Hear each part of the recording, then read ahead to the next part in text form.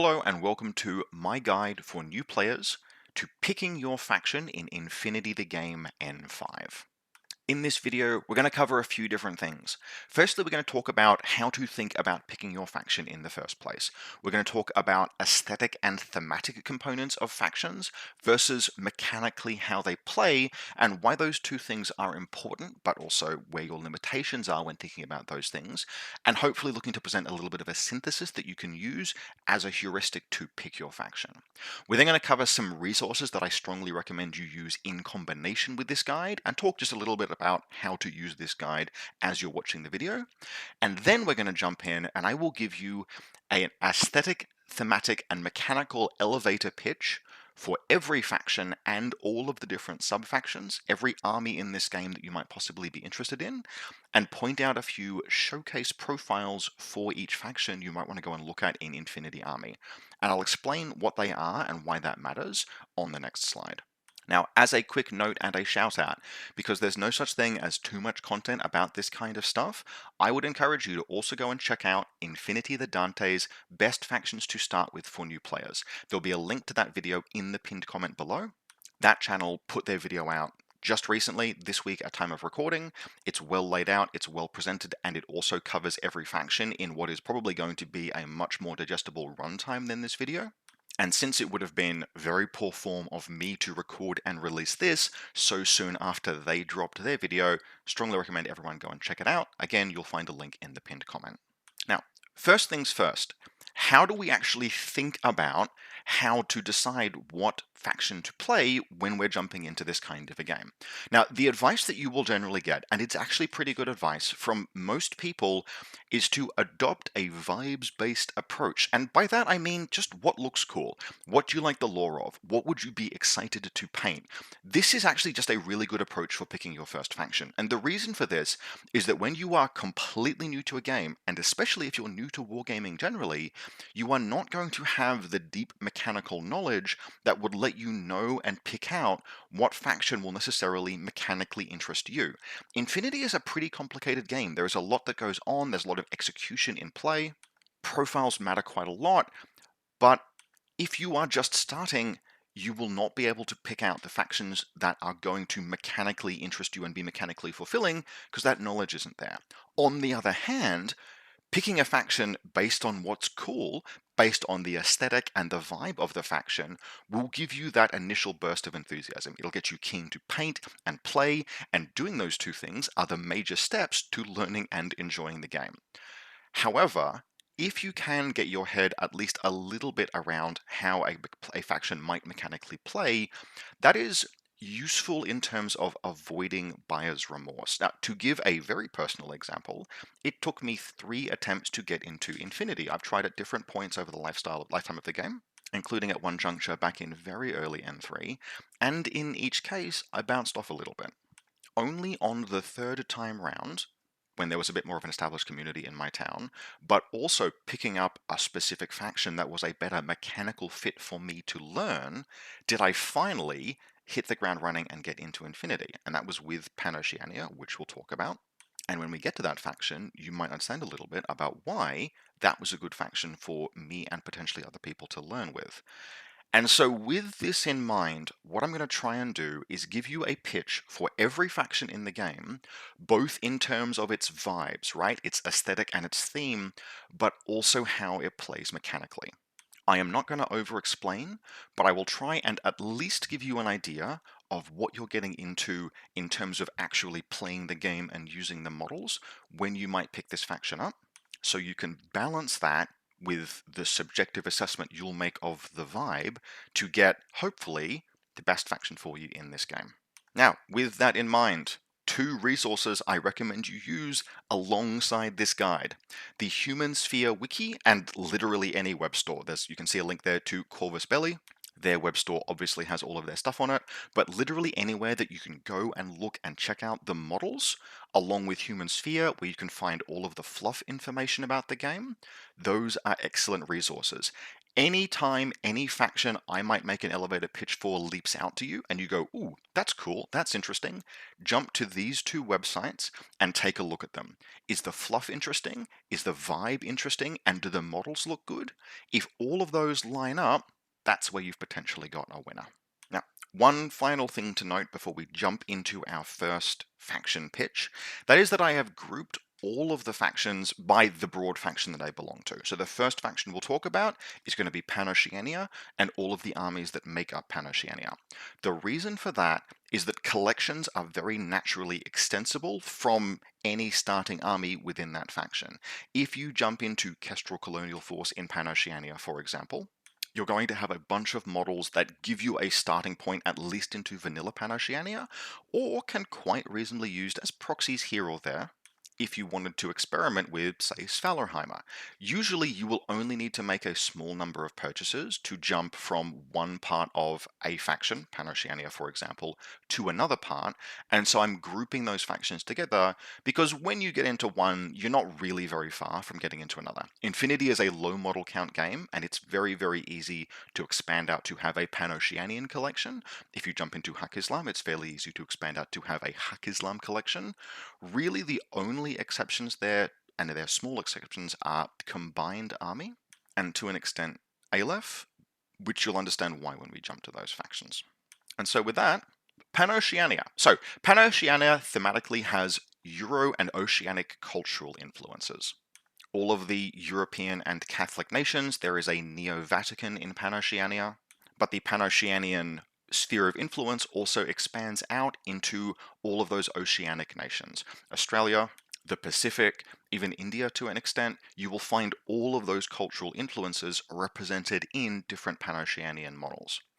Culturally, PanOceania is unashamedly hyper-capitalist, and the aesthetic, if you go and look at miniatures, you'll see kind of represented there. They tend to be slick, very conventionally cool military anime kind of vibes, with a particular focus especially on tactical armored gears, which are Infinity's big, heavy fighting robots. Now, mechanically, what are you getting into with PanOceania?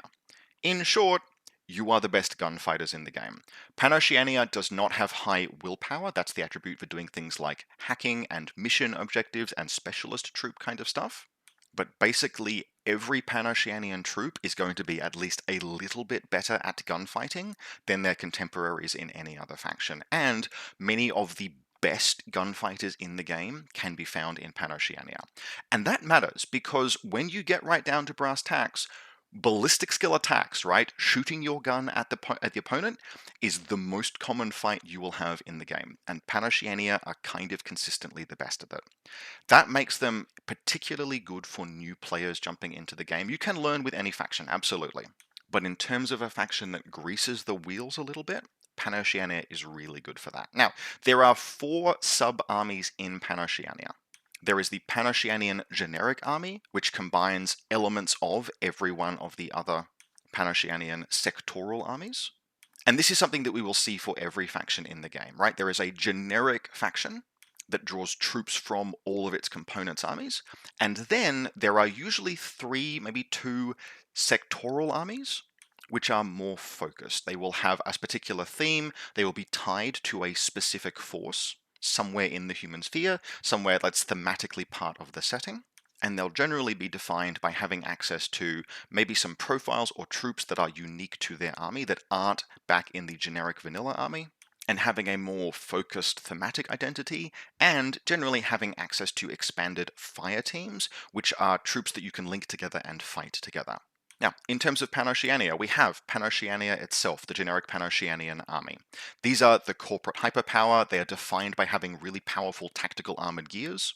And exactly as you might expect from the PanOceanian faction, lots of very, very good gunfighting. They also have, and this is something that will be a little bit of a theme, what we're going to call like vanilla versatility. The generic factions, generic PanOceania is no exception, because they draw components from all of the sectoral armies that make up PanOceania as a whole, have lots of different profiles and can cover lots of different bases. You'll get a good mix of aesthetics, but in particular, you're going to have really good super heavy robots and really good gunfighting. A couple of signpost profiles I recommend you take a look at. First is the Cutter Tactical Armored Gear. It is one of the largest and most terrifying main battle tags in existence. It can turn literally invincible, it's hard to hit, it's hard to kill, it's hugely dangerous, and it is only available in generic PanOceania. Bolts are another profile to go and take a look at. If you look at them, they are just a single wound infantry troop, but by God they can shoot. If you understand their profile, you understand a little bit about how PanOceania plays. Next up, we have military orders. Now, these are a faction that I don't recommend for newer players. Thematically, very cool. These are armored Catholic knights. They are heavy, powered armored infantry with the power of God and anime on their side. However, they are challenging for new players. N5 as an addition is one in which heavy infantry are very, very good. They're very powerful as a general troop type, but military orders don't quite hang together. Among other things, their gunfighting is worse than all of the rest of PanOceania. It's still good, but you're going to consistently find that military orders struggle more to shoot their way through problems than other PanOceanian factions, and the things they have that make up for it don't quite stitch together. The vibe is very, very cool, and models like the Seraph Tactical Armored Gear, which is a huge tag with wings, or Joan of Arc, who is obviously a very, very strong heavy infantry leader of the force, she's a very powerful lieutenant, are cool profiles. But especially if you are the kind of player who wants an army that will mechanically work well while you are learning, military orders present a challenge. I would only recommend them if you're really into the theme of the army and aren't concerned about getting beaten around a little bit while you're learning the game. Next up, we have the Svalaheimer Winter Force. The visual pitch here is the strongest. This is where you will find the most models in PanOceania, which are wearing some kind of anime armor with leather trench coats over the top. It is a cool as hell vibe, and there are some very sweet models in this range. Now, how Svalaheimer play is they are part of PanOceania. Really powerful tactical armored gear and great gunfighting. The PanOceanian Jotun tactical armored gear is literally the most heavily armored troop in the entire game. It is insanely durable and it's a very powerful gunfighter, but they also have loads of elite, more like medium and light infantry to support pieces like that. On top of that, Svalaheimer has really good melee experts. Yes, better melee experts than the military-ordered crusading knights. Svalaheimer has a really nice clean play pattern where it uses really big guns to make the enemy sit down and not oppose your advance, and then it sends in the melee experts.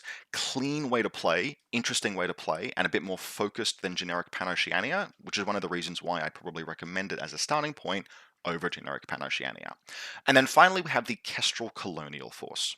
Now, thematically, these are the desert garrison troops on the newly discovered planet, Shinden, and you'll see things like desert respirators and stuff on some of their models.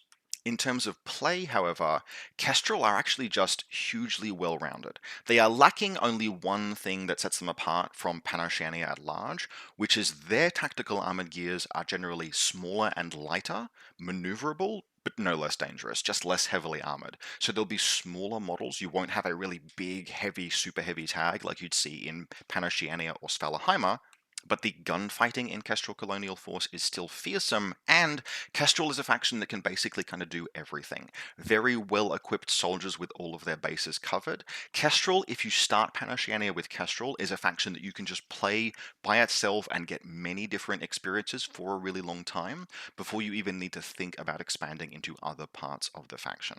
Especially if you're looking to get a lot out of just a moderate-sized collection, not really go all in on the entirety of PanOceania, they're probably where I would start. In terms of profiles to look at, go and take a look at the Hetkari and Fennec Fusiliers. Hetkari will really showcase that, yep, this is still a part of the faction that can gunfight with the very best of them, but Fennec Fusiliers will show off what I mean when I say that this is a faction that's really well-rounded. The Fennec Fusiliers are just generic line troopers. They are cheap, but they can do all sorts of different things and supplement an army really nicely, which means you'll never be short of interesting profiles to try out. Up next, we have Yuqing. This is the eternal rival to PanOceania and the other hyperpower, thematically speaking, in the human sphere. Very, very obviously, this is the Oriental Chinese and Korean and similar cultural influences. And one of the clearest unifying thematic elements actually really is the terracotta soldiers and how that translates into this anime setting, which is heavy infantry. If you like maybe not big killer robots, but troops, human beings in powered armor, this is the faction for it.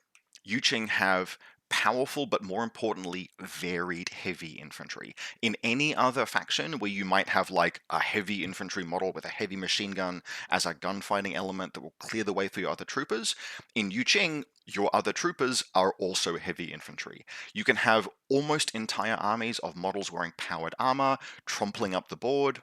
And from a play experience, that means that Yuching is one of those factions where everything is just going to be a little bit tougher than it might be in another faction. Where PanOceania can ease the learning curve on a player by just making it a bit more likely that you'll win all of those gunfights, Yuching makes it so that, look, if you lost a gunfight and you took a wound, no worries, the model is still there, you can regroup, maybe think about a different way to approach the situation, or just brute force your way through it and try again.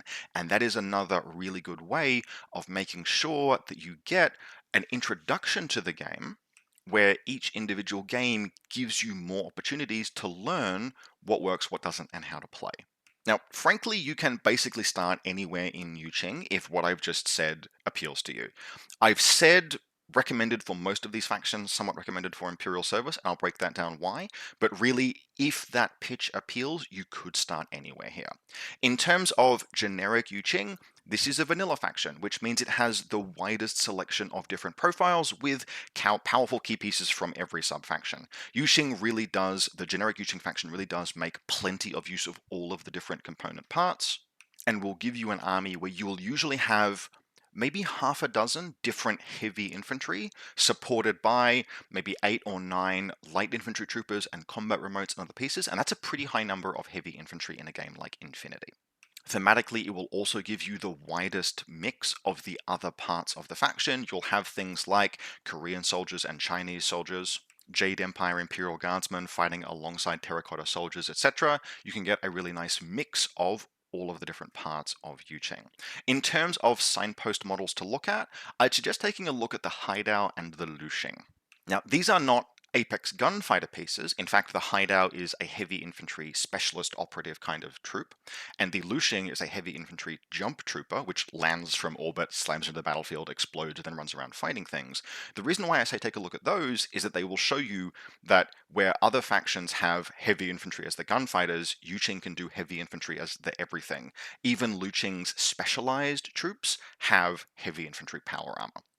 Next up, we have the Imperial Service. This is the newest and most recently reworked Yuching list, and they are the Imperial Police Force of the Jade Empire. This means that in terms of how they play, they have certainly plenty of power armor, but also things like Imperial agents, models that are trusted to enforce the will of the Emperor, and they are defined mostly by having lots of interesting technology and non-lethal weapons, electromagnetic rounds, adhesive rounds, stuff like that, things that will incapacitate your opponents or act in weird ways, which means that you have this really deep toolkit of things to play with, but that can mean that for a new player, they present a bit of an unusual learning experience.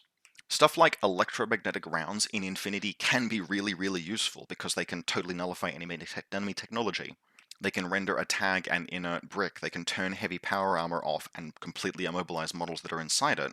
But they don't actually kill anything. It's a fundamentally non-lethal weapon, and troops can be recovered from those kind of states. And so Imperial Service as a list, even though I really like it, has just that kind of weird learning curve and maybe the occasional new player trap. If you think you can confidently navigate your way through that, and you're happy having those games where you did all of these things and it didn't quite have the result that you expected because incapacitated and dead are different things in Infinity, then Imperial Service can be well worth a look, mostly because, look, they have the newest models and they are really nice looking. Take a look at the Imperial Service starter set, and if you think you can get your head around the fact that, yep, there are a few curveballs in this faction, well, there'll be curveballs for your opponent as well. In terms of signpost profiles, go and take a look at Adil Memut. He's not a model that will be in every army that you might make, but he will kind of show off just all of the things that Imperial Service tend to do. He's what I would call a kitchen sink profile, where he can literally seem to do everything. He has everything except the kitchen sink on his profile. And if your mind begins to fizz with the idea of all of the things that this model might do, you can get a little bit of that going in Imperial service. Next up, we have Invincible Army. Now, this is another faction that I recommend.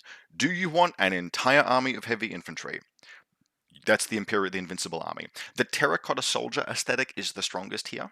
Right, when you go looking at Invincible Army models, you'll definitely see what I mean.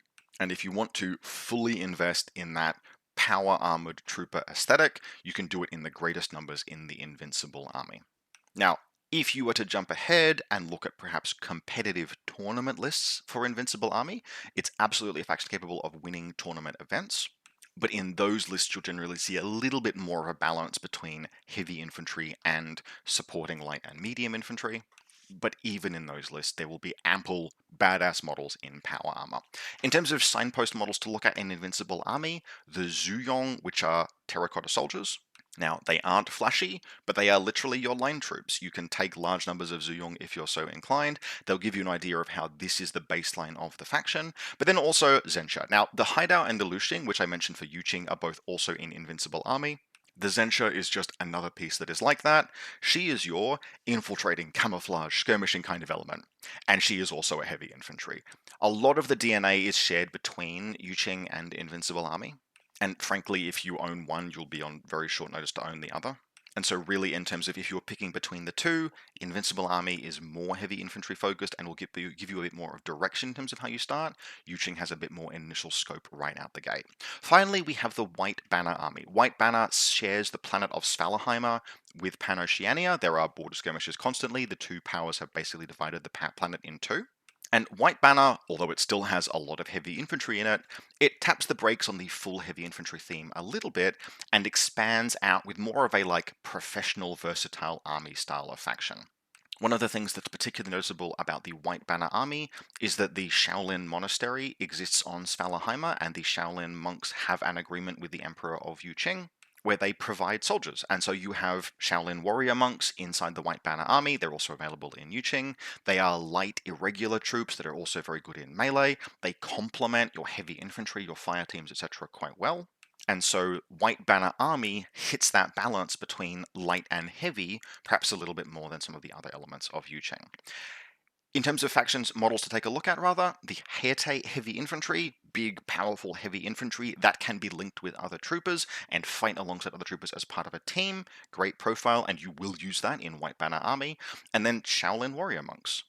Very light, very cheap models that have smoke grenades to throw to obscure enemy vision and then run into melee where they can win fights. Great martial arts, great at close combat, and perhaps a way of solving certain problems that you can't solve with a gun. Overall, Yuqing, if you are interested in heavy infantry or in that kind of Chinese, Korean, Asian cultural influences and vibes, runs all the way through the models in a really pleasing way, and in N5, an excellent faction to begin the game with. Next up, we have Ariadna. Ariadna is the low-tech faction of the game. Thematically, they are actually one of the earliest settlements ever founded by humanity off-planet, and contact with that settlement was lost. It was forced to survive by itself, fight against the odds, somehow make it through to the present day, but as a result, it did not have all of the technological development that every other faction had in the game when they were finally rediscovered. They play more as a near future, perhaps just a little bit ahead of our own current time, and are forced to go toe-to-toe with all of the full menace and panoply of the hyperpowers and alien invaders, and everything else is in the setting.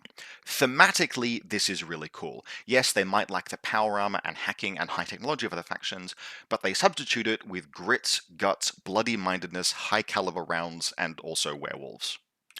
I'm strongly of the opinion that basically every game and every setting in this kind of miniatures wargaming environment really does benefit from having something of an underdog fantasy, particularly if it can be presented in a way that is balanced to actually play, and Ariadna is that faction. Now, you'll probably note that there is not a lot of green amongst those recommendations there. Basically everything here is at most somewhat recommended. That is mostly a consequence of balance changes in N5 compared to previous games. Now, I won't go into it at great length because this is not the video for that, but you'll have noticed I'm talking about, for example, Yuqing and its heavy infantry, PanOceania and its tags. All of those models are very vulnerable to a type of attack called hacking, which you don't have in Ariadna, but those models are all discounted to account for the fact that there are different ways to attack them. Now, Ariadna models are too low tech to be hacked by modern computers in Infinity, but all of the balance changes that N5 saw to make heavy infantry and to an extent tags like better than they've ever been and really good to play just didn't apply to Ariadna because they don't have any of those pieces. And this does mean that basically the underdog fantasy for Ariadna is true more now than ever. You can absolutely play and win games well with Ariadna. They are not weak, but you are going to notice that troop for troop, and you have the same number of troops as anyone else, PanOceania are marginally better gunfighters, and Yuching have more wounds than you. Their stuff is all 2 wounds because it's heavy infantry. Your stuff is all 1 wound because it's not, basically. And so from a learning experience, I would encourage anyone who wants to pick up Ariadna to really get their head set toward that grits, guts, and bloody-mindedness, because you are going to need that a little bit as you learn, as you figure out what the strengths of your factions are. And there are strengths to these factions, even if in N5 Ariadna is maybe a little more challenged than they have been previously. So we'll begin with generic Ariadna. It's got a vanilla selection, as with all of the other generic factions, particularly with some very good units from the Tartary Army Corps and Cosmo Flotilla. Ariadna generally has a lot of models that exist in what's called camouflage state, right? Models that can hide themselves and conceal themselves on the battlefield. Now, Ariadna has no access to thermoptic camouflage, true like anime invisibility, but there's absolutely plenty of dudes in ghillie suits walking around in Ariadna, and you've got a good selection of those in the faction. You also have, some of those like werewolf style pieces, and particularly the Polaris team is a profile I'd encourage you to go take a look at. I mentioned werewolves, it's a werebear, and it is thoroughly capable of ripping the arms off of a tag and beating it to death with them. Now, similarly in the vein of camouflage markers, the Tartary Army Corps is the first sectoral that we'll discuss. Tartary Army Corps have the most Slavic influences, as you might have picked up from the logo. Lots of the troop names have that kind of Russian influence, although in 2025 you might be inclined to repurpose, maybe recolor that a little bit. Add a bit of blue and yellow to the color scheme, perhaps. But the Tartary Army Corps plays as that like professional army and just has an absolute sea of camouflage markers. In terms of being one of the best factions in the game to just place a whole bunch of things on the table that your opponent doesn't know what they are because they are concealed beneath the marker state, you say, yeah, that's a camouflage marker. Anything could be under that. Could be a mine, could literally be a decoy with nothing under it, or could be a Kazakh with a shotgun. That's part of the fantasy of the Tartary Army Corps. If your idea of a good time is many, many models in ghillie suits, backed up by a corps of professional soldiers fighting as a team, Tartary Army Corps works very nicely in that. In terms of troops to go take a look at, if you can get your head around profiles like the Strelok, that would be a good place to start. In terms of model stats, the Strelok is nothing to write home about. It's serviceable, it's fine, it's got average stats across the board for a light infantry, but it is a model with camouflage, which means it starts the game concealed from your opponent. And it has decoy, which means you put another thing on the table that your opponent also doesn't know what is under that marker. Could be anything. Could be the Strelok, could be the mine. You can take a mine layer Strelok, which then also gets to place a mine at deployment, and so this one trooper presents 3 different camouflage markers to your opponent that they will have no information about what's under them other than knowing that you are a faction with access to these kind of troops. That mechanical fantasy can be very fun and very interesting, presenting that shell game to your opponent, where your opponent, all they get to see are maybe the 5 or 6 models you have in your deployment zone, and then just the sea of things waiting in ambush beyond that. That's part of the Tartary Army Corps fantasy. If these profiles, plus the models appeal to you, Tartary Army Corps is probably one of the places I would recommend starting if you're interested in Ariadna, just because it will give you a bit more of a direction in terms of where to go and will give you kind of that archetypical style. Next up we have US Ariadna Ranger Force, which I don't recommend. Now the elevator pitch is pretty cool. It's the United States Army if they had to fight against anime mecha and xenomorphs. The whole faction is just full to brim with allusions to the US military, Marine Corps, airborne rangers, etc. Although their devil dogs are actually werewolves rather than just being the Marines. Now, the reason why I don't recommend them is that in terms of all of Ariadna, they are the most mechanically behind the curve. The average US Ariadna Ranger Force experience is to put the same number of troops down on the table as your opponent with the same number of miniatures, and the same amount of points spent, but all of your stuff is single wound and worse at gunfighting. Now, I can and have played myself and won games with US Ariadna, but unless you are really, really dead keen on the theme, I would consider them more of a challenge army to pick up later if you like the vibe, rather than starting the game with them. Even the most enthusiastic beginner is only going to be able to take getting clobbered around by obviously superior opponents so many times. The US Ariadna Ranger Force is not an easy introduction to the game. Give them a miss, come back later on if you're interested down the line once you've learned with a different part of the faction. Finally, Cosmoflotilla. Now, Cosmoflotilla, in terms of the theme, actually represent a continuation of Ariadna's story from the beginning of N3. For a very long time, over the course of things like narrative campaigns and global events, Ariadnan players have been pushing the idea of an Ariadnan space program. And that's what the Cosmoflotilla is. It's Ariadna's forces in orbit around Ariadna and in the Ariadnan system. Now, these are much lower tech than the anime warships and space navies of the other factions, but hey, Ariadna could into space, and that represents a kind of achievement for Ariadna players and is very cool. So what you'll see in the theme of Cosmoflot is like cosmonaut style of things. There's the odd bit of space armor, stuff like that, maybe some powered armor that is more primitive and like earlier tech than anything in the rest of the factions, but you will see a little bit more of that slightly further than near future stuff in Cosmoflotilla.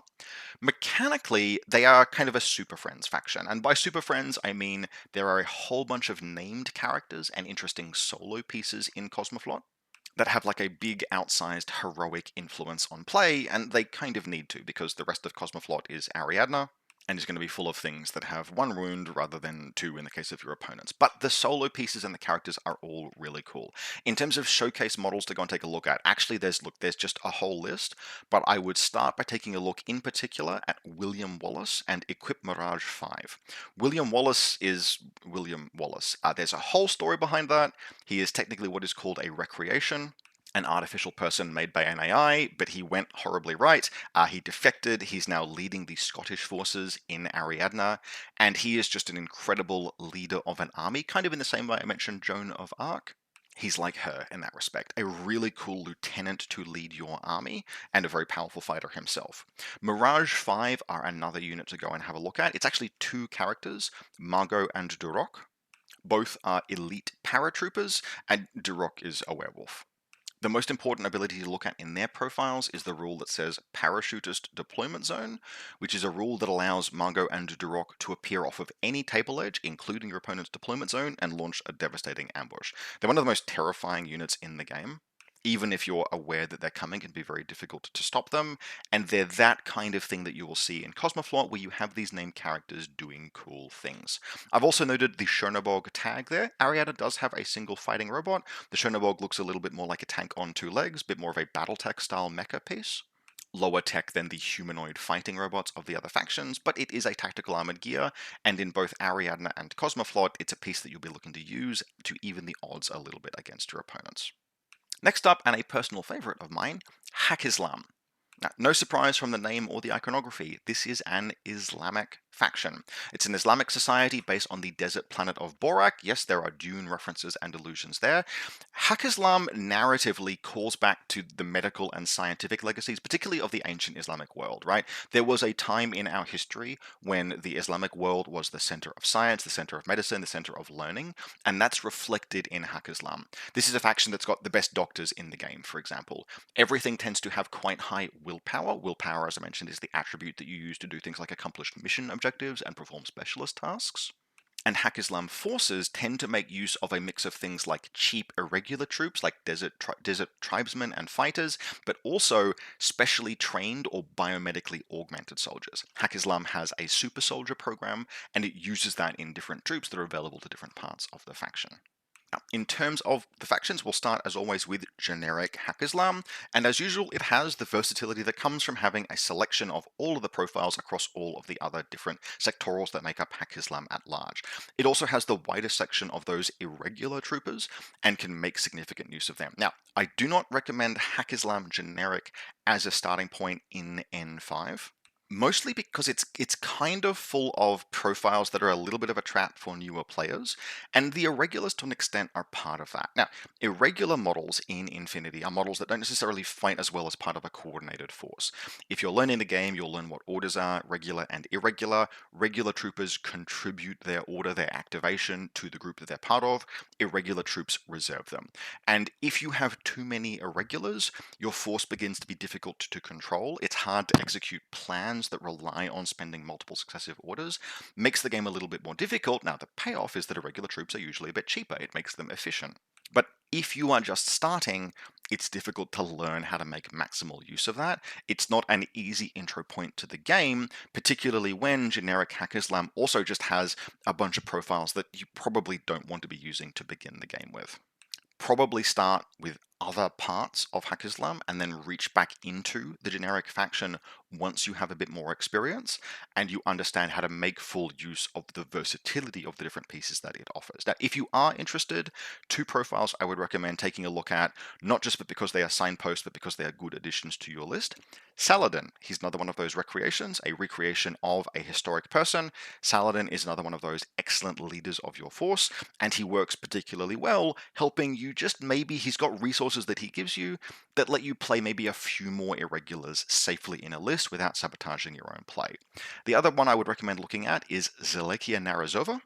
She is a desert tribeswoman riding a motorcycle, very fast, very dangerous, kind of irregular piece. She's one of those signpost irregulars and only available to vanilla Haqqislam. And if you take a look at her points cost, not very expensive, and think about where she might move, how quickly, in how few orders, and what she might kill, you'll get an idea of that kind of game that generic Haqqislam can play. But as noted, probably don't start with generic Haqqislam. Start with one of the sectorals and move into them. In terms of a good place to start, I do recommend Haqqislam Baram. The clue is in the name. These are the Islamic order of assassins that has persevered since ancient times into this future setting. They are led by the old man on the mountain. Thematically, they're one of the most interesting and enjoyable factions for me.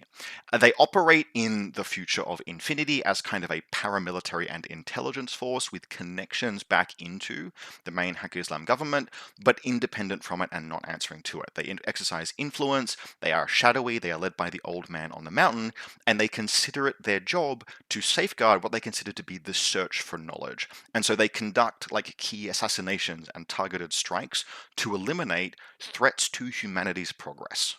Sometimes that means working in mysterious ways, organizing negotiations, safeguarding people who might be at risk, and sometimes it means assassinating CEOs. A little bit on the nose in 2024, 2025, maybe, but in terms of that kind of theme, there's a very consistent and coherent theme there that's pretty cool. Now, how they play, as you might expect, big focus on ambushes, striking from hidden positions, decapitation strikes, and you will see that in play if you go and take a look at the Haqqislam Shujay and Haqqislam Fide profiles. The Shujay has a rule called Hidden Deployment, which allows it to be literally invisible on the battlefield. Your opponent does not know it is there at all until you reveal and strike.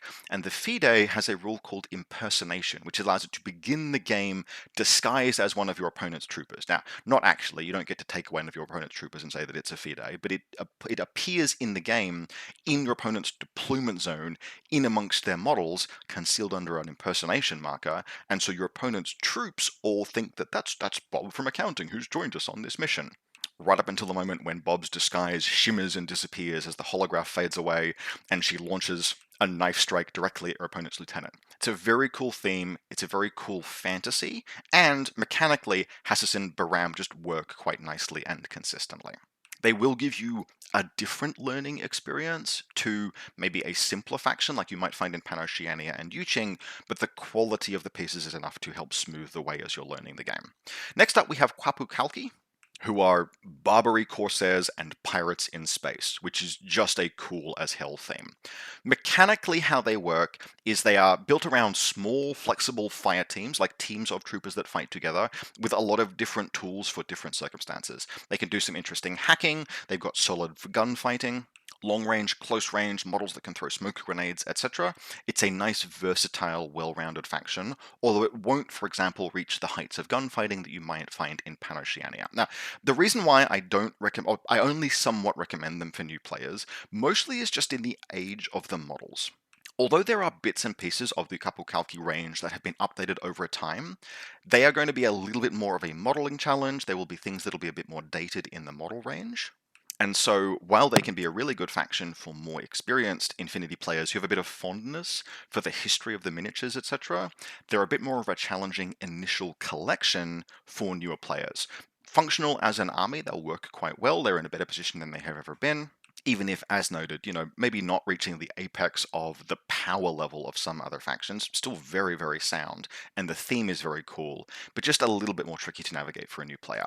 In terms of models to go and have a look at, the Azrael Special Deterrence Unit, not only is that an incredible model, if you can get your hands on it, very difficult these days, but a cool and dangerous profile, but also Yarn Yarns, which are literally space pirates, dropping onto the field from orbit or jetpacking around, going and causing havoc, both kind of exemplary pieces in QK.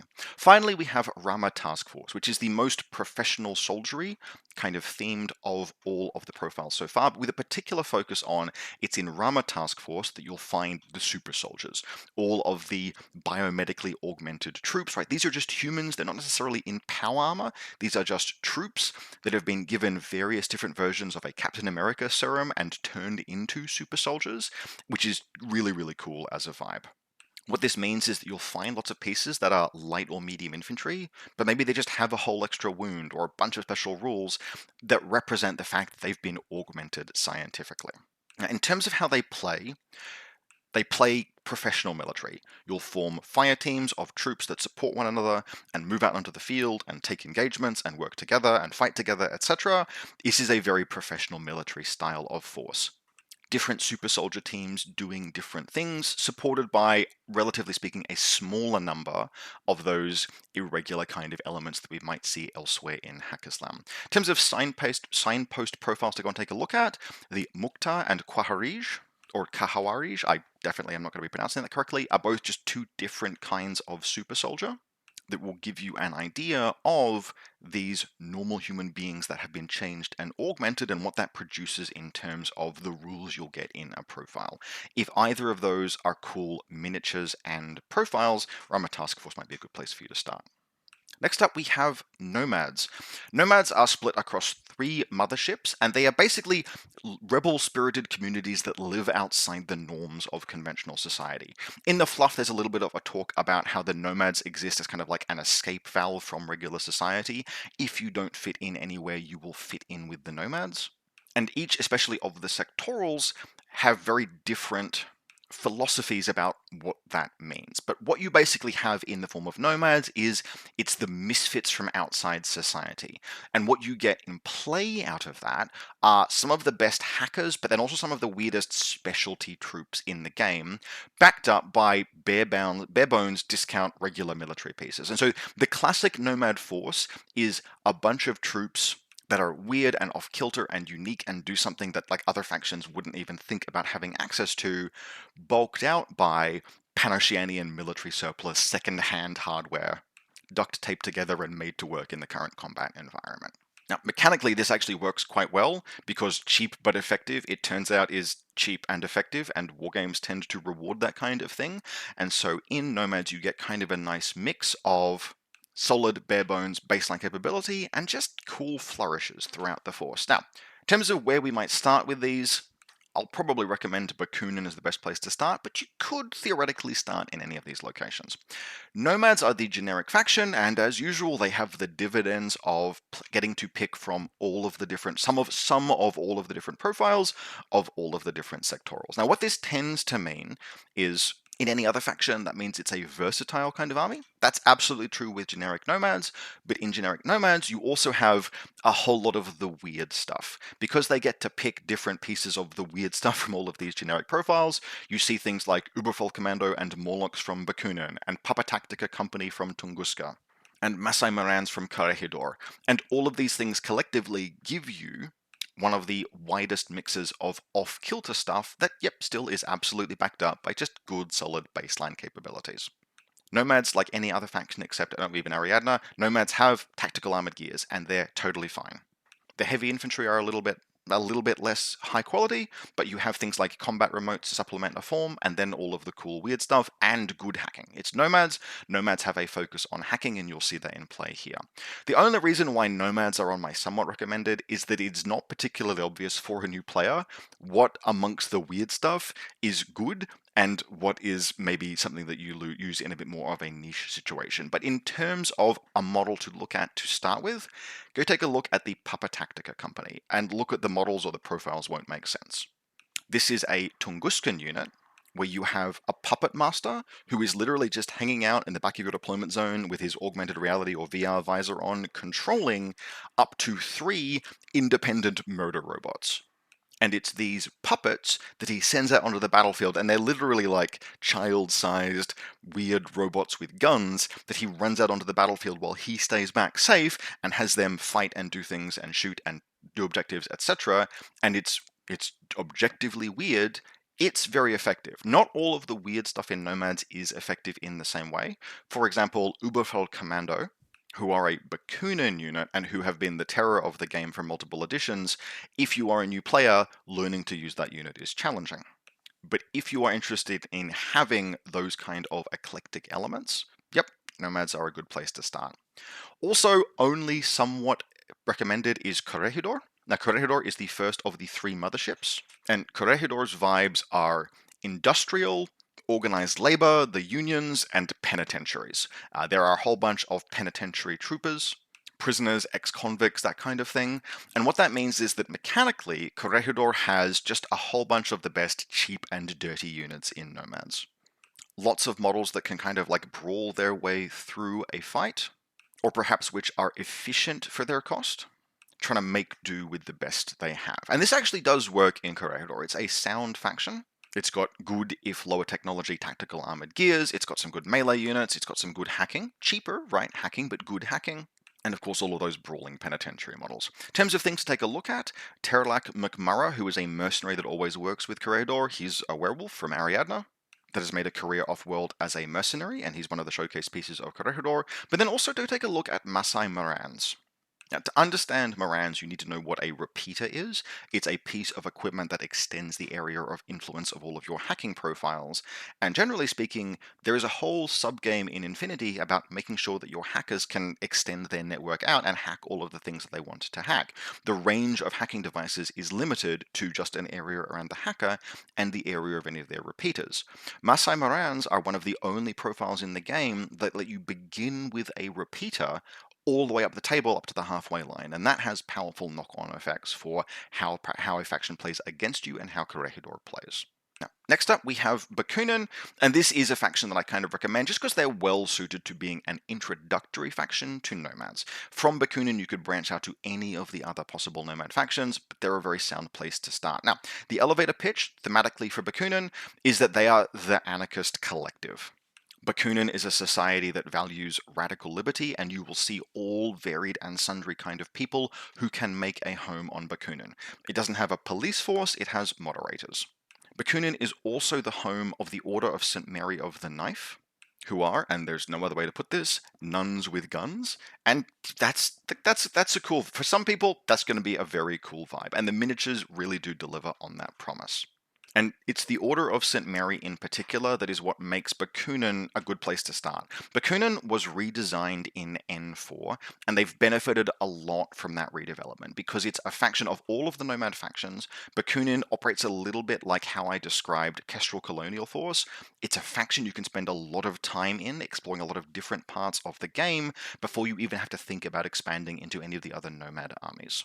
It has a ton of different profiles, but more importantly, it has a ton of different varieties within those profiles that let them do lots of interesting and different things. Now, start with, if you're picking up Bakunin, start with the Observance, that's the Order of St. Mary, because those models are new, recently available, and they'll fight fairly well, and then expand out to other parts of the faction. In terms of showcase models, take a look at Cenobites.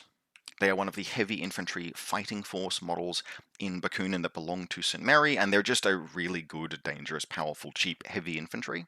Now, they will eventually, when they score a kill, they'll trigger a rule called Frenzy, which makes them kind of go off the leash a little bit, which is part of why they are cheap. But taking models like that when you're starting out with Bakunin will just give you that same kind of high quality, this is a good unit and will do well for me as I'm learning the game cushion that we've sort of talked about with some other factions. Also take a look at the stigmata of the observance tag, because it's really cool. It's a tag that is also a hacker, and there's not much that's more nomad than that. Finally, we have Tunguska. Tunguska is what if the Swiss banks were run by an organized crime syndicate? Tunguska is the faction of liberty in the libertarian kind of sense. Money laundering, drugs, crypto schemes out the absolute arse, all under the thumb of carefully regulated organized criminal syndicates. This produces an aesthetic that's actually pretty cool. It's that like menacing criminal cyberpunk kind of vibe. And although they are not a unit I would necessarily recommend you take a lot of in your army, go and take a look at the miniatures for Securitate. They are literally private security forces, and they're all decked out in like tack vests, but also ties and shades. It's a very, very cool model style, and you see a lot of that through Tunguska. In fact, I don't think any faction other than Tunguska has the highest ratio of cool tactical shades per trooper than anyone else in the game. Now, mechanically, they tend toward eliter units, right? More expensive, unsurprisingly, things but can be a little bit pricey but effective. The best hackers in the Nomad Nation are the interventors of Tunguska. These are the models that do cybersecurity for all of these Swiss bank and escrow organizations, and that quality is reflected in their stats. You can have an interventor that leads your army, that's how good they are. And pound for pound, in terms of being able to conduct an info war battle, there's basically nothing that matches up to interventors point for point. There are a few pieces in the game at large that can outweigh an interventor one-on-one, but we're talking about pieces that are 3 times the cost of an interventor trying to have that fight. Now, a bit like Nomads Corregidor, Tunguska are not necessarily where I'd recommend starting Infinity. Start with Bakunin probably before jumping into Tunguska, and a part of the reason for that actually is almost a little bit like how I described Imperial Service. Hacking in Infinity is fundamentally a non-lethal activity. Hackers can kill one another, but a hacker can't reach into heavy infantry and kill the heavy infantryman inside. It can just turn off the armor. It's an asymmetric style of play, it interferes with people, it messes with them, and it's very cool. But at the end of the day, it's a support and enabling and denial kind of tool, and you still need to eventually use some guns and ballistical attacks on people. And Tunguska is just okay at that, which makes having them as your first faction and learning the game probably more challenging. You can, there's enough pieces in there to do it, but you would have a smoother intro into the game, for example, in Bakunin or even in Vanilla Nomads. Next, we have the alien menace of the setting, the Combined Army. Now, the Combined Army is called that because they are different species unified by the alien and terrifying evolved intelligence, which is an artificial intelligence created by a species a long way away from humanity that is malevolent and all-consuming. Now, the Combined Army probably is easiest to explain actually with the mechanical pitch. The Combined Army just plain out has access to some of the most individually fearsome units in the game, and they have access to rules that nobody else does, representing their strange and unusual technology. The Combined Army, for example, has access to a piece of equipment called a Sepsitor, which is an info-war attack so dangerous, advanced, and terrifying that is capable of actually reaching into human minds and flipping a switch and turning their allegiance to that of the Combined Army. And if that sounds really powerful, it is. It can be a little tricky to pull off under some circumstances. It's close range, but only the Combined Intelligence can do that, and it's terrifying. Now, all of that comes at a cost, but this makes Combined Army a faction if you're looking for being able to do things that really are that alien menace or outside context problem kind of thing. The Combined Army are for you. Now, in terms of where to start, if that fantasy that I have just sold you resonates strongly, it actually probably is the generic Combined Army, just with a little bit of a caveat that this is a complicated faction to pick up, which is why they are only somewhat recommended. But in terms of the generic Combined Army, we'll actually see here that, like I've mentioned, that these are different species that have been unified by the terrifying evolved intelligence. And yeah, the Shazvasti and the Morats, for example, are the armies of those species. You will only find the actual avatars of the evolved intelligence itself inside the generic Combined Army. And if you're looking for the Sepsitor, for example, that is only wielded by those profiles.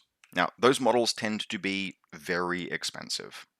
Even the cheapest ones will run to a significant portion of your force, but they are worth those points. And in terms of places to start, take a look at the anathematic and Charontid profiles. These will give you an idea of some of the degree of power and weaponry that is wielded by these pieces, these avatars of the evolved intelligence as it strides across the battlefield. These will be supported by your usual pick and mix selection of all of the other parts that make up the combined army. And while you won't always use these aspects in any given list, there are some very powerful combined armies that leave them at home. They are a showcase piece and part of why you might pick this army up. Now, slightly easier in terms of the initial collection and understanding how the faction works is the Morat aggression force. The Morats are a species bred for war. They will be occasionally likened to, this is the Infinity's version of orcs, but visually the modern Morat models actually look a little bit more like Oni from Japan, red-skinned kind of demonic pieces. But they play heavily militarized. This is a force where every trooper knows how to fight alongside every other trooper. You can form fire teams, those groups of troops that link together almost on a dime in Morat aggression force, because all Morats have trained to fight from a young age and fight alongside one another and work nearly instinctively well together. Morats will almost never give ground and never dive for cover, even when it might be wise for them to do so, and can basically be guaranteed upon to literally fight to the last man, or Morat. They are also one of the newer parts of the range. They're an easy collect in terms of finding the miniatures that you need, and so for that reason in particular, they tend to make a fairly easy introduction into the combined army. In terms of models to go and take a look at the Suryat Heavy Infantry and Datarazi Witch Soldiers. These are just pieces that you will use in basically any Morat list to a greater or lesser extent, and will give you an idea of how the Warhorse and religious troop rules are common to all Morats, and sort of like take a look at those rules and you might get an idea if your whole faction has those, how does that influence how a faction plays. Next up we have the Shasvasti Expeditionary Force. Now, thematically, Shasvasti are super cool. They are an entire species with an inbuilt survival instinct trauma. The species was almost wiped out generations ago.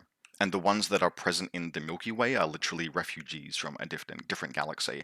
And so their society is built around that like desperate need to survive at any cost. And this means that mechanically they're meant to be built around not fighting fair ever at any cost. Shasvasti will not give you a fair fight. They will always fight dirty. They are not built for direct and conventional engagements, and instead try to fight with a mix of kind of ambush tactics and similar. Now, this means that they kind of play a little bit like an alien version of the Haqqislam Baram, with powerful ambush pieces and impersonators, etc. But mechanically, they are not an easy way to learn the game. Unlike Haqqislam Baram, where many of those pieces are actually reasonably efficiently costed, and you'll have an army that works well and functions well out the gate while you're learning it, Shasvasti require a lot of work to make work well. A lot of their pieces are going to be a little bit more expensive. There are very few like cheap pieces that are good in large numbers. They tend to have low armor and not be particularly good at gunfighting, and so for new players, not a faction that I would recommend. If the models really speak to you and you like the idea, instead maybe look at what Shasvasti models you could use in Combined Army or even in Onyx Contact Force. And speaking of Onyx Contact Force, now you will note a rare caveat here. Not recommended yet. This is because the Onyx Contact Force are probably going to be the next army up for redesign, which means that there will probably be a new model range and new rules for the army. And so this basically means that I can't tell you exactly how they play just yet, because they're probably going to change at least a little bit, and so anything I would tell you would have to be heavily caveated. With that said, the elevator pitch for the Onyx Contact Force is that they are the first contact force of the evolved intelligence. They are actually comprised of representatives of basically all species that the EI has under its thumb, including a number of potentially sepsitarized humans, models like Bit and Kiss and Kodali, but they also have some rare members of adjacent species to the species that made the evolved intelligence, and the terrifying and psychopathic Umbra. On the Umbra, you will see another one of those rules, that is unique to the combined army, which is the Prothean rule. Umbra are basically kind of space vampires, and when an Umbra inflicts wounds on an enemy living model in melee, it gets those wounds themselves. Which means that an Umbra might start the game as a 1-wound model, but after it's eaten its way through a few of your troops, it will have more health than it began the game with, as it bloats itself on the vitae and power of all of the troops that they've killed. That makes them terrifying. Although, of course, you do have to deliver the Umbra into close combat in order to make maximum use of that. In terms of models to have a look at, go and take a look at Unidron Batroids. These are the robotic combat robot line troops of the Onyx Contact Force, and you will probably use them in any given list. But also go and take a look at Norcaius. He is a character Umbra. He is one of the leaders, or not leaders, because the Umbra don't have leaders, but a higher ranking Umbra. And if you get your head around his profile, you'll get an idea of some of the terror that a piece like this can inspire. Imagine what Norcaius might do if he goes on a tear through a number of enemy troopers, and how scary he'll be coming out the other side, and that will tell you a bit about how this will play. Next up, the light mirror to the darkness of the evolved intelligence, Aleph. Aleph herself is the benevolent artificial intelligence that safeguards the human sphere. All of the human sphere's data and commerce systems run and rely on Aleph, and her creation is literally considered one of the great miracles of human existence in the setting. There are actually laws around, for the love of God, don't make any more artificial intelligences, because we don't know if other ones will work out as well as she did. Now, because she is literally an artificial intelligence, all of her troops are artificial. They are her creations. They are robots in some cases. Sometimes they're parts of her that inhabit combat bodies. And then there is an entire assault force of artificial humans that she has created. She has gestated their personalities. She's made bodies for them. They are, in kind of a very real sense, her children, but they are literally artificial people. Now, in terms of where to start, I basically recommend either of the sectoral armies, not the generic. The Aleph generic army elevator pitch is, yep, it mixes the troops from both sectorals. It's just in a position where it has lost a lot of models compared to previous editions. And so its troop selection is actually really quite limited. If I was going to crystal ball gaze a little bit, you'll notice that every other army that we've looked at has had 1 generic faction and 3 sectorals. Aleph only has 2 sectorals. There's a solid chance at some point in future that we will see a 3rd Aleph sectoral that will also round out the generic Aleph faction, but right now it's a touch limited, and therefore the generic faction is probably not what I'd recommend. If you are interested in it, take a look at the Marut tag. It is an aspect of Aleph downloaded into a very powerful combat robot, basically as powerful as any PanOceanian tag, and take a look at it because you're going to be using it a fair bit because it's one of the key pieces of Aleph. Now, where we might start otherwise are either the operations subsection or the steel phalanx. The operations subsection is the robotic and clinical side of Aleph's forces. These are generally robots and parts of Aleph's personality, named usually for elements of Hindu mythology. And this faction has, yep, some human auxiliaries that work alongside it or are employed by it, but it's built around powerful hacking and robotic support troops and those aspects. It's also one of the homes of the posthumans, which are a fully digitized human consciousness that can inhabit and jump between multiple bodies. And I would actually recommend having a look at them because they are hugely enjoyable and very, very good. And if you are looking at playing Aleph, and especially if you look at the theme and fluff of posthumans and the models, where I would recommend starting with them is in Operations subsection. Also take a look at pieces like Dakini Tactbots, because the operations subsection uses a lot of combat remotes and hacking support for them, and the Dakini Tactbots are just one of the many and probably most common combat remote that you will use. On the complete flip side, we then have the steel phalanx. Now, these are all artificial recreations of the characters of Greek mythology and the Trojan War. And so a little bit like Cosmoflot, right? This is a Super Friends army where there are just loads and loads of characters and they're very powerful and impactful. Steel Phalanx, as mechanically, are an army based around elite infantry and those powerful characters. And while that means that they are expensive, you can usually get up to a full 15 troops in a Steel Phalanx list with a bunch of key pieces in the list that can all put the game on their back. In terms of some characters to take a look at, go and take a look at Phoenix and Atlanta. And these will give you an idea of how the AI has imagined these heroes of legend and recreated them as her own personal assault forces. Frankly, though, you could pick any character from like the Trojan War mythos and go and find them in the Steel Phalanx, and you'll have an idea of how the Phalanx might play. Just don't don't go looking for Achilles. There's a whole story around that. Next up, and trying to fill the real estate on this slide was a challenge, we have the Tohaa. Now, the Tohaa are part of the Infinity universe and a really interesting part because they are the only species, apart from humanity, to have ever fended off the evolved intelligence. This means the Tohaa are a species who have been fighting a long losing war and have turned to humanity as potential allies. Now, there are layers of intrigue and machination. The Tohaa are not exactly benevolent, and their society is riven by intrigue and layers of scheming, but they are mechanically really cool. As a species, their sciences all make really heavy use of custom life forms. They're bio-artificers, effectively. So they have things like living symbiont armor that bonds to their troops. They have uplifted auxiliary troops and custom life forms that help them out. And even like their version of hacking is ferroware, which is effectively a short-range bio-warfare attack that is completely independent of technology and just hacks anything that is alive and receptive to it. Now, that's all pretty cool. Why do I only somewhat recommend it? Frankly, probably not recommended, but they're cool enough that I had to caveat this.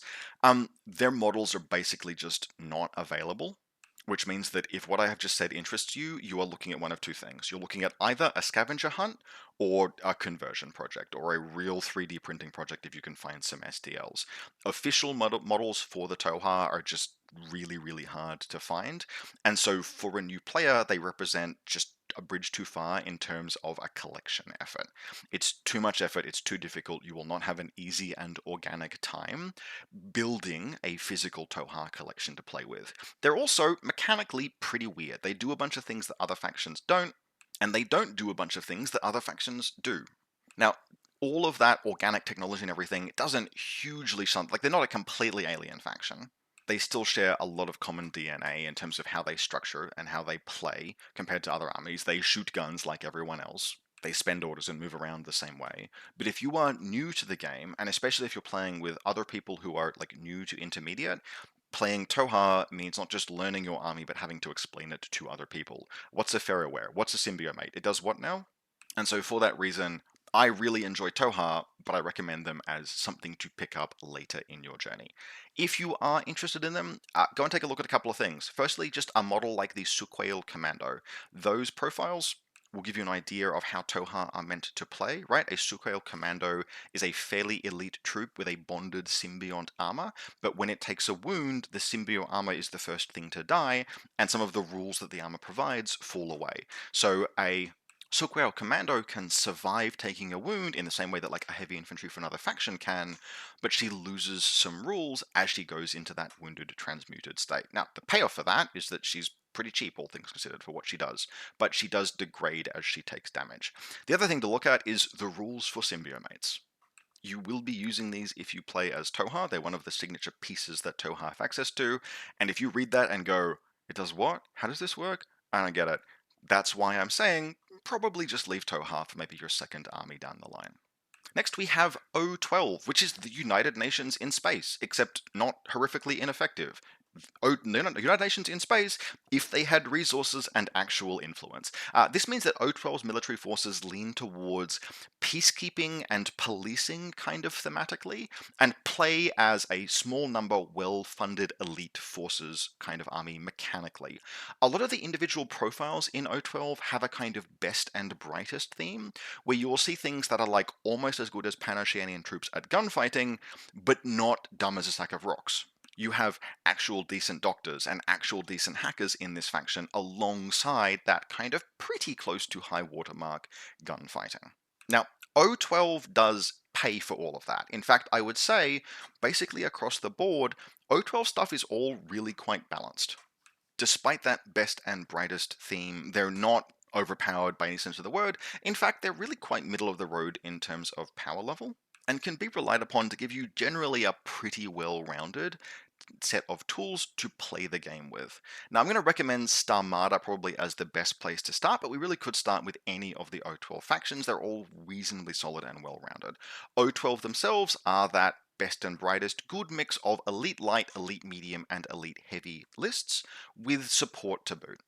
Any O12 list is usually going to have just a nice mix of nice things, and anything that you might want in Infinity you can find on the sample platter that is O12. Maybe a little bit more expensive than it might be in some other faction, but it's all there. In terms of things to go and take a look at, go and take a look at the Gamma unit. Not for any particular unit reason, other than it is just one of my favorite units in O12. It is a big, powerful, heavy infantry with near PanOceanian gunfighting, plenty of resilience, and it's a great place to start a collection and a really cool model. Now, the Achilles heel of O12 from an initial collection perspective is it can be really hard to know where to start. With that big variety of troops comes with sort of the option to make mistakes with your starting collection, and so I am more inclined to recommend Starmada as a starting point. Not only will Starmada let you segue very easily back into O12 when the time is right, but it's a bit more of a guided start to the faction, and basically whatever you buy in Starmada is at least a little more likely to work well and serve you well. In terms of the theme of Starmada, it's the real like naval, military, police, and patrol kind of element. This is the Starmada of O12, the space forces and their associated infantry elements, and it obviously it shows off quite a lot of that. Starmada really does share a lot of DNA with O12. Any Starmada collection will very easily segue back into O12, but it's just more structured, and it's because it's a sectoral army. It's got fire teams that you can use to kind of guide your way through list construction. Build teams that work well together, following the guide in the army app in terms of what can link with what, and you'll have basically just a better start to the faction and a bit more of a curated experience. In terms of models to go and take a look at, I would recommend having a look at the Epsilon unit. It's a good, solid gunfighter, and it can join link teams. It links with models called Beta Troopers. Go and have a look at them as well, because a fire team of an Epsilon and a couple of Beta Troopers is just a really nice way to start a Starmada list. Also go and take a look at Roadbots, because they're cool. Now, frankly, this might not be a profile that you will understand if you are just starting the game, but to summarize it in short, it is a bipedal combat robot that turns into a motorbike and drives around when it needs to move really quickly. It's just super cool. It's also a very effective profile, and you won't go wrong getting them in Starmada for your collection. They will perform well, and they're just super neat. Finally, the third O12 army at this time, we may see a fourth at some point in future, is the Torchlight Brigade. Now, these are more boots on the ground frontier law enforcement with a real focus on heavy infantry and kind of what I would call tip of the spear fire teams. Assault heavy infantry fire teams with that O12 best and brightest specialist support backing them up. Now, this is another faction that I only somewhat recommend for new players, and that's because the mechanical fairness and balanced nature of O12 actually doesn't do it any favors here. In my experience, when you are learning Infinity, having in your army list a couple of just real cool things that you can hinge a battle plan on and rely on to perform and be exciting and interesting is really good and really useful. And Torchlight Brigade, I have recommended looking at the Silver Star Prime, and it's one of those, but it's very easy to build a Torchlight Brigade collection that is full of models that actually don't quite have the ability to carry the day themselves. Real particularly culpable here are the Silver Star Rovers, which are basically just Invincible Army Zuyong Invincibles, except really, really expensive for basically no benefit. And this means that Torchlight Brigade sits at that very awkward part of the continuum where they can be a powerful army, but the way that it is intuitive to collect them for new players is not particularly good. Silver Star Rovers are basically kind of bad, but all of the ways that you are incentivized to start collecting in terms of the models that you can buy push you toward them.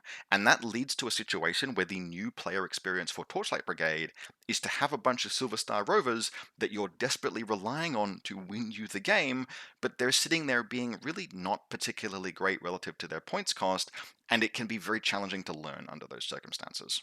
Now, there are absolutely all of the tools that you need in Torchlight Brigade to play well and win. It's just that they aren't intuitive and aren't a clear part of a new player's collection. And so for that reason, The journey I would suggest through O12 is start with Starmada and then expand out into O12 and to an extent Torchlight Brigade. Once you have an idea of how the game plays and you know what to look for in a profile, you can circle back around to Torchlight Brigade and have a better time. Next, and the last of the main factions, we have the Japanese Secessionist Army.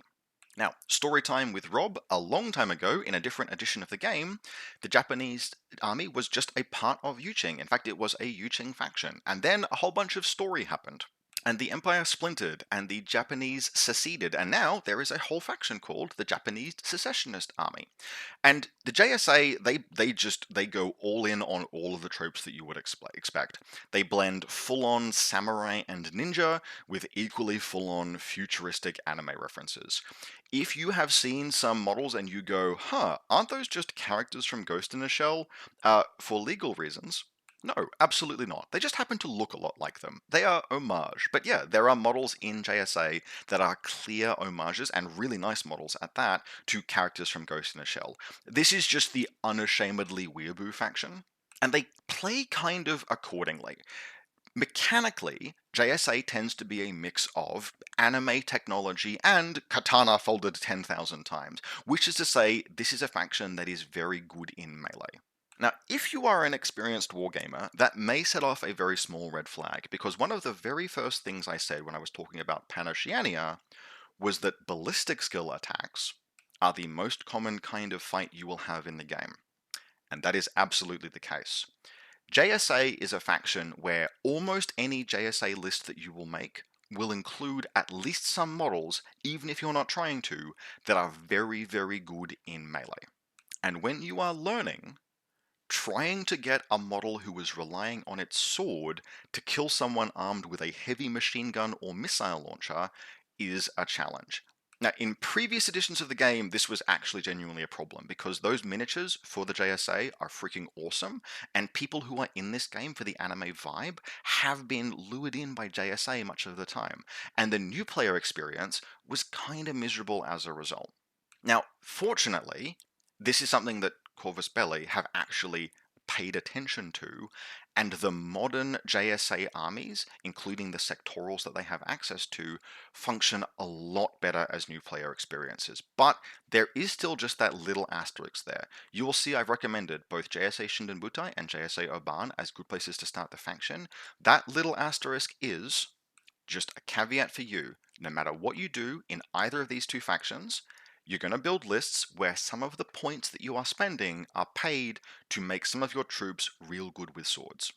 And while you are learning the game, recognizing when it is time to draw steel and charge into melee is just a little extra layer of challenge and mastery that will take a little bit of time for you to progress with. Now, you will get there, but there is just a slightly higher learning curve for any of the JSA factions. Because of that, some of your points are going to be spent on making these things good at close combat no matter what you do. Effect that needs to be accounted for when you're thinking about the learning experience.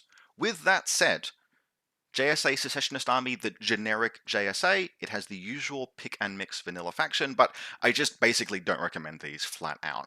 JSA doesn't take enough strengths from either of the two sectoral armies to be a good starting point. Shinden Butai and Oban have quite different profiles that they have access to, non-overlapping troop selections, but you don't get a whole that is greater than some of its parts by just picking and mixing parts from them to create the generic Japanese Secessionist Army. And in particular, a lot of the best and most interesting profiles in both Shinden Butai and Oban, which would have really made generic JSA attractive, just aren't present. And so for that reason, if you are jumping into JSA, look to either Oban or Shinden Butai, not the generic JSA faction. Now, in terms of where you might start, JSA Shinden Butai, I recommend, just like JSA Oban, with that little asterisk. Now, the JSA Shinden Butai force are Japan's army on Shinden, which is one of the new planets in the setting. It's the same kind of desert planet occupied by the Pan-Oceanian Kestrel colonial force, and Shinden Butai and Kestrel have clashed several times. Kind of a bit like Kestrel, Shinden Butai make a lot of use of like versatile troop profiles. They can do a lot of different things in the faction, and their mechanical style is to make quite a lot of use of like small, high-tech mixed arms teams. The sort of archetypal Shinden Butai experience for me is like a little team of 3 troopers that are moving around the field doing different things, and in that team of troops that move and fight together might be like a specialist hacker and a combat remote and an elite samurai, and they all work well together and move around together and complement each other's abilities, and of course the samurai has a really big sword. And so, in terms of profiles to take a look at, particularly to get an idea of the versatility that Shinden Butai offers, take a look at the Hatamoto Imperial Guard.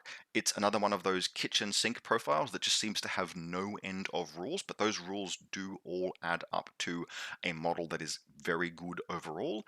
And then also the Tanuki team. The Tanuki team are another window into the versatility of Shinden Butai. With a huge suite of different rules and special equipment and things that they can do, they will show off some of the options that you have in the faction. Next up, we have JSA Oban, which really fully embrace the tropes that I was explaining in the intro pitch here. This is where you will find like the most power armored samurai and thermoptic camouflage ninjas and Ghost in a Shell homage miniatures. Like all of that stuff is here, and it's incidentally backed up by great quality line troops and irregular assault troops.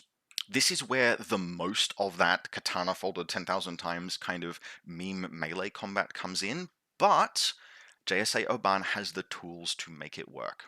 Now, that little asterisk next to recommended applies very much here, probably even more so than JSA Shinden Butai, because learning how to get into close combat and make close combat work for you is something in JSA Shinden Butai. It will happen a little bit organically, kind of by itself. When it happens, you'll recognize it. And every now and again, you'll get that really cool sword fight where one of your samurai jumps into melee with and decapitates an enemy tag. But in Shinden Butai, it's much more optional, and it will happen when it happens. In JSA Oban, you need to be going into the faction actually thinking about learning how you're going to use that close combat.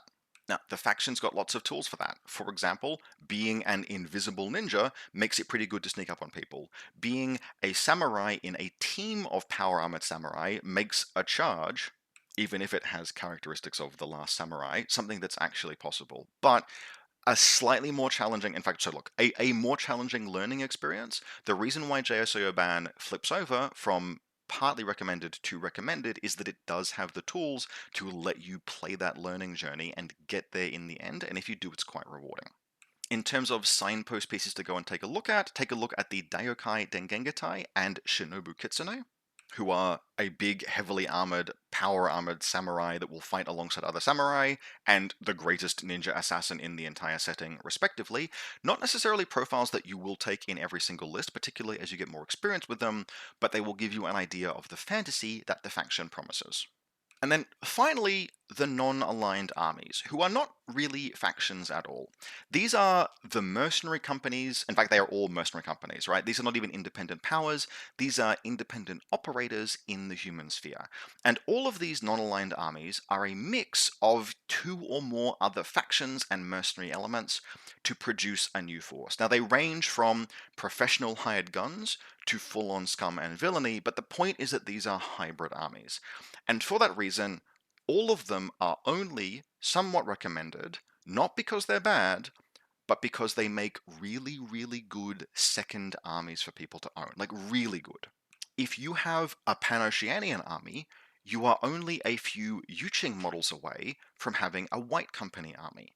If you have a Haqqislam army or a Yuching army, you're probably only a few models from each of those factions away from getting into Dashat Company. And this means that a relatively inexpensive and relatively limited time commitment in terms of assembly and painting is all that stands between you and a whole second army, but it is a whole second army. I don't recommend any non-aligned army as your starting point for the game, but I'm mentioning them all here because they're a super cool way to expand your collection once you're bedded down and you have a collection in any of the factions that are represented here. So with that in mind, right, that this is a second faction for you to pick up by expanding out from your first, and by the way, it sounds kind of like if I was to play Haqqislam and then get into Dashat Company by buying some Yuching, wouldn't I then have some Yuching models? So I would just buy a few more models and I would have a Yuching collection? Yes. These armies are all also gateway drugs, and I consider that to be a feature, not a bug. Anyway, in terms of going through them, White Company. Now, of all of these, White Company is the one that, if I wasn't sticking to the nothing of this here is anything but somewhat recommended, is the one I would actually recommend, because it is a really nice, well-rounded faction. White Company is a mix of PanOceanian and Yuching troops, and it has a really nice mix of not necessarily Pan-Oceanian tags, because there are no tags in White Company that are Pan-Oceanian style, but it has Pan-Oceanian shoot good and Yuching versatility, and particularly heavy infantry. You will occasionally hear players refer to White Company as Pan-Oceania if it had access to smoke grenades, and that is absolutely true, but it really is Pan-Oceanian light and medium infantry if they also had access to the versatility of specialist Yuching heavy infantry, and it's a really cool style of play.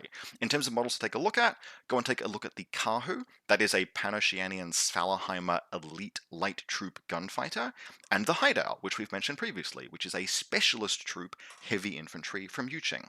White Company makes an excellent expansion to either Pan-Oceania or Yuching, or look, frankly, there was a two-player battle box called Operation Kaldstrom back in the day. If you can find that box anywhere on shelves these days, you'll just have White Company. Next up, we have Ikari Company. Now, Ikari Company is JSA plus a few Yuching models and a bunch of independent mercenary elements, and thematically, Ikari Company was founded on the principles that JSA just didn't do enough war crimes. Don't look that up. Now, mechanically, Ikari Company is a fight faction. They are very, very good at direct violence and much less good at doing anything the mission calls for if it isn't shooting. And that's because if you jump into Ikari Company, what you will find is a whole bunch of models that are highly specialized at violence and a few models that are specialized at doing the mission, and never the two shall meet. Now, this creates a really interesting play experience and some interesting list building dynamics, but again, I recommend Ikari Company only as an expansion of other armies. If you have bought Wooming as part of the Imperial Service, or you've bought various different JSA, particularly JSA Oban elements, you can quite naturally expand them into Ikari Company, and that's the natural role of Ikari Company in the ecosystem. In terms of models to go and take a look at, the Wooming Corps from Imperial Service are very efficient, specialized assault heavy infantry, but without a single model in them that can actually do anything relating to a mission most of the time. And Yan-Yans, who we've mentioned a couple of times previously, in Kapu Kalki, for example, who are space pirates. Very aggressive, quite efficient, cheap pieces that are very mobile and can do a bunch of damage. And that is the Ikari Company story mechanically writ large.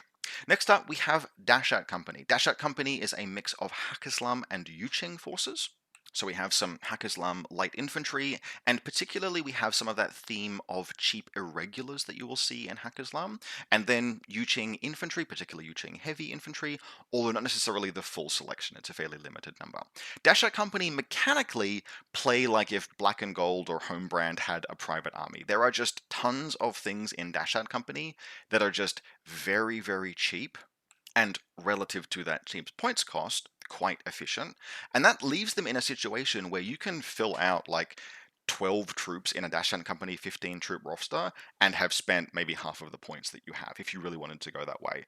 And that means that Dashat Company then looks around to find things to spend all of their points on and leans into the few luxury and elite pieces in Dashat Company. And for that reason, I've suggested as the signpost miniatures, the Libertos Freedom Fighter, which is a mercenary piece that's available in many factions, but it's a kind of Haqqislam style, even though it isn't Haqqislam, it's actually a non-human. But it is a cheap, effective, difficult to kill, annoying, but like very cheap, irregular trooper, and then the Magariba Guard tag. If you have looked at Infinity Miniatures, there's a fair chance that you have stumbled across a picture of the Magariba Guard Scorpion tank. It's a Haqqislam heavy tag. It's the biggest model in the entire game. And it is just cool as hell as far as miniatures go. It's one of the just coolest miniatures Corvus Belli has ever put out. I own one and I'm super happy with it. And I don't actually think it fits super well in any of the Haqqislam factions that it belongs in. but you can absolutely afford it in Dash Company because so much of the rest of Dash Company is cheap. And so, if you are a Jing player interested in a Scorpion tank, or you're a Haqqislam player interested in fielding the Scorpion tank that you bought, Dash Company is a very nice second army for you to pick up with relatively limited investment. Finally, we have Drew's Bayram Security, and these guys actually are basically pure mercenaries. Technically speaking, they share some DNA. There are Drew's shock teams that can be used in Kwapu Kalki in Haqqislam, but in practice, the Drew's Bayram Security are a little bit of a scratch build. These guys are the most scummy and the most villainous. The motto of one of their regiments is actually, "We are bad people, but we can be worse." They're really kind of unashamedly bad guys. Now, Drew's, more than any other non-aligned army, really does get the, okay, these are somewhat recommended, because Drew's really are a faction that should at the earliest be your second faction, because understanding how to make use of all of the different tools that they have really does take a little bit of game experience, because a lot of Drew's models are a little pricey or a little specialized or have a bit more equipment on them than they might need, and are a bit more expensive as a result. And while I think Drew's came within spitting distance of winning a very big event in Australia in the last couple of years, and they can be quite capable, they're a challenging faction to play. So Drew's are a faction that I would be inclined to recommend if you like the idea of that, like, evil, crime, criminal, mercenary, bad dude kind of thing. They can lean really nicely into that, but they're a faction that's best suited almost to being your third army. If you're looking for some modeling and conversion challenges because the models are only somewhat available, and you're looking for a faction that is a little bit dark horse and not played very commonly, but maybe can be rewarding in the hands of a skilled player, but overall is a challenge to play, Drew's Bayram Security are like a third faction kind of thing, a future project that you might lean into, only when you have the mechanical knowledge to fully understand what you're getting into if you pick them. And with that, that wraps up our guide to picking your faction in Infinity N5. As a reminder, you should be reading this and listening to this in combination with the Human Sphere Wiki, which is a great source for background and fluff on factions and units, and going and taking a look at all of the units themselves, seeing what models appeal to you, seeing what looks cool, seeing what you like the vibe of. It's that mix of aesthetic, thematic, vibes-based decision making, and as best I can, some kind of understanding of mechanically what the faction will be doing for you that will produce the best decision. And hopefully this video has given you some of the tools and information, maybe to give you a hook or start you thinking on how you might pick up and play Infinity the game. This is a game that I love. I've been playing it for a very long time. I'm excited to share it with other people, and I hope this video has been of some use to you. Just as a quick plug, if you liked the video, please hit like, consider subscribing to the channel. We do a ton of content for Infinity and other games. If you'd like to support the channel, you can do so via the Buy Me a Coffee link in the video description below, or by becoming a channel member on YouTube. We put videos out every week, and I take requests for topics, battle reports, armies, all sorts of different things from the people who support this channel. Big thanks to everyone who has so far. It's your support that allows me to continue to keep making these. With that said, and as always, we'll be back next week with another video, and in the meantime, hope very much that you enjoyed this, and I'll see you next time.